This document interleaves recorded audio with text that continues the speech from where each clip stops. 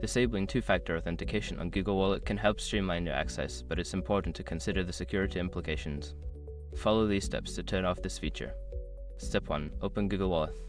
Launch the Google Wallet app on your device. Ensure you are logged into the account for which you want to disable two-factor authentication. Step 2. Access account settings.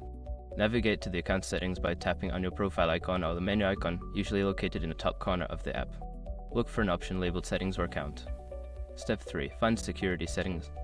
In the Settings menu, locate the Security or Privacy section.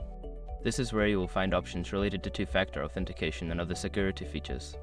Step 4. Disable two-factor authentication.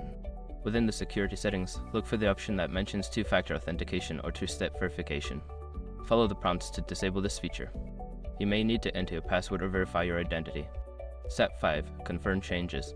After disabling two-factor authentication, ensure you receive a confirmation message.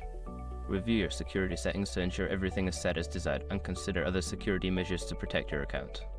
Remember to regularly review your account security settings to keep your information safe.